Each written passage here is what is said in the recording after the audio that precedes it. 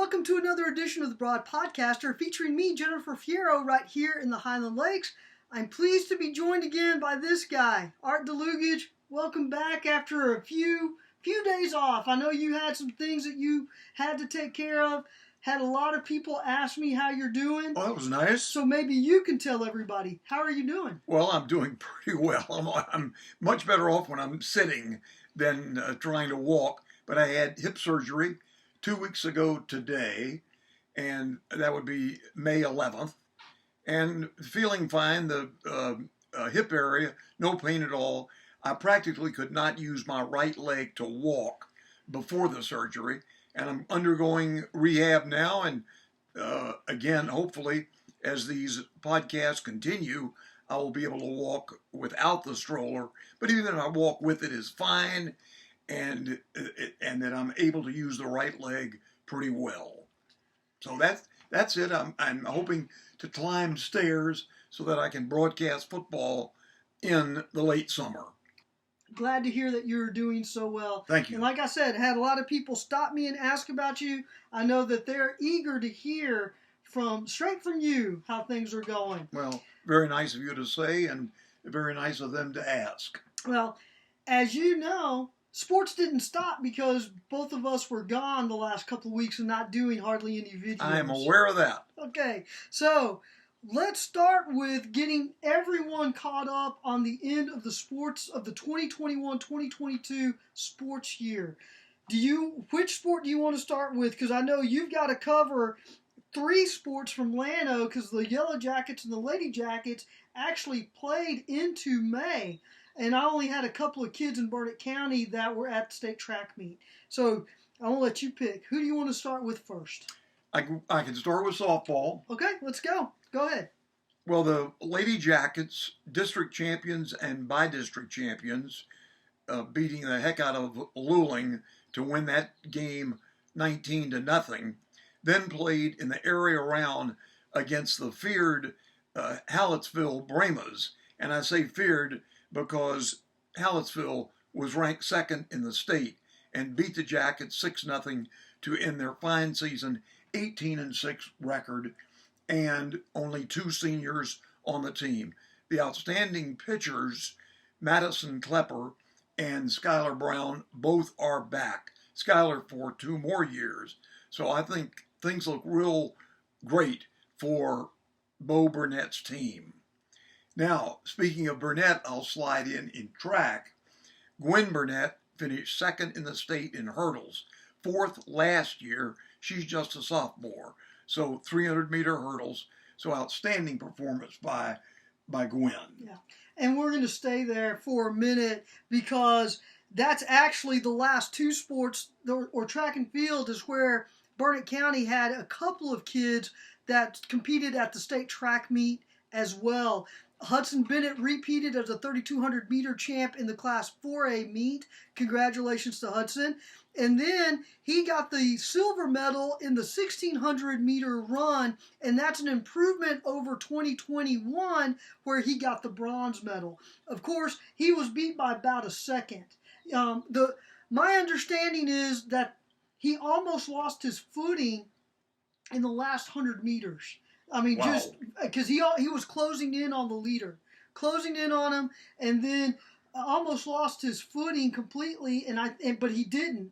But that may have been the difference between the gold medal and the silver. I thought you were going to say he almost lost a shoe, but I guess that obviously did not happen. It didn't sound like it. Here's what I told Hudson at the end of that race when I had a chance to talk to him.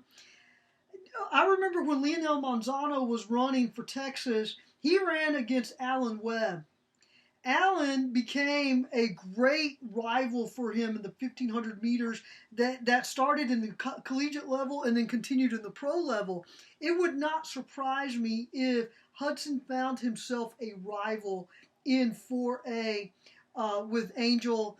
I want to say Angel Sanchez. I'd have to look that up. Of course, that story is all of those stories are on TexasChalkTalk.com because that state track meet was the 12th and 13th of May.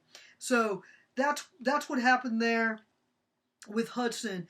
Marble Falls sent its pole vaulter, Diego Segovia. Diego finished ninth, failed to clear 15 feet, was able to clear the opening height on his first try. The next height, I think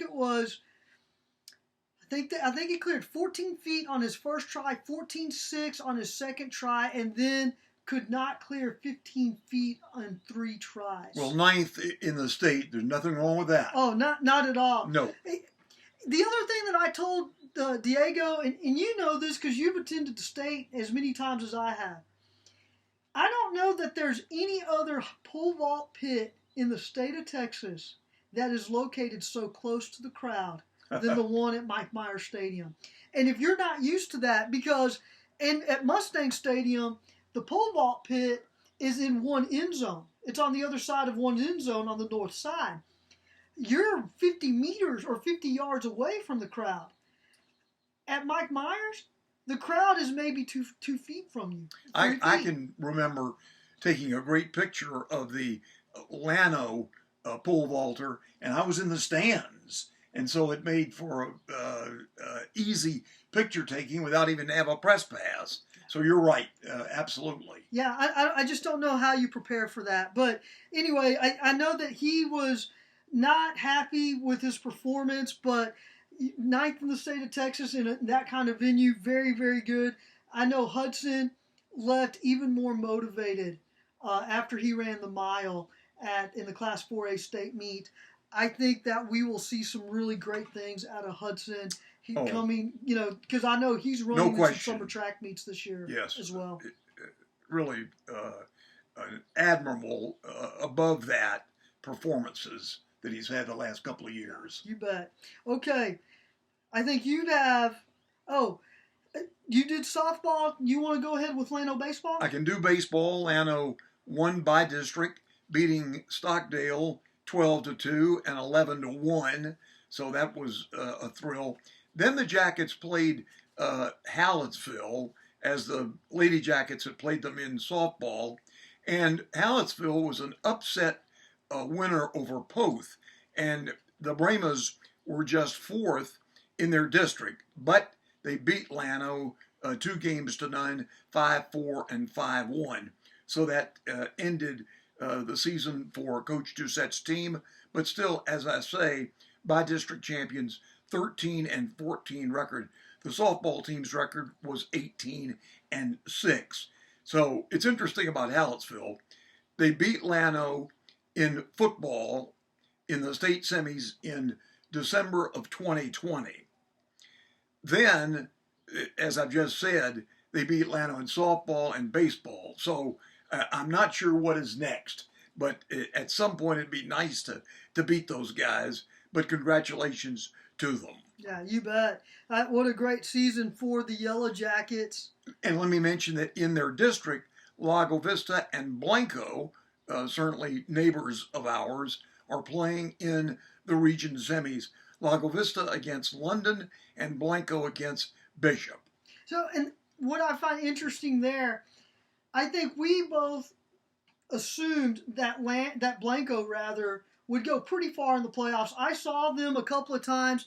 Blanco visited the Burnet baseball tournament in March during spring break week. So, and Blanco played both Burnet and Marble Falls. So I was able to watch both of those games, saw a lot of depth. That Blanco team has a lot of great talent. They've got some great pitching, including Zach Wisdom, who I'm not sure has pitched much at all this year because of injury, and he could have been drafted in the MLB draft coming up. And I don't remember seeing him. The kid that caught my eye was the catcher, and his name escapes me now. But his father used to play. He was a catcher for Major League Baseball. He was a professional catcher as well. So that, and I want to say that there is a Marble Falls connection there, but I'd have to double check that. Anyway, with that said, my point was this. I think we both assumed that Blanco would go several rounds. Yes. I did not know what Lago Vista was going to do. Are you surprised by the Vikings getting to the state semis? No, they had a great season. Or regional semis, rather. And I am not surprised. I think that they had a fine year. And again, talking about checking something, I believe they beat Blanco one of the two meetings. Sure. Okay. Real quick, Burnet lost in the by-district series to LaGrange 2-1. Burnet won the first game, lost the second game. I think LaGrange went with their ace pitcher. Through 6 innings, he threw a no-hitter. Then they turned around and had to go back because they played 2 games on Friday night and played the third game on Saturday.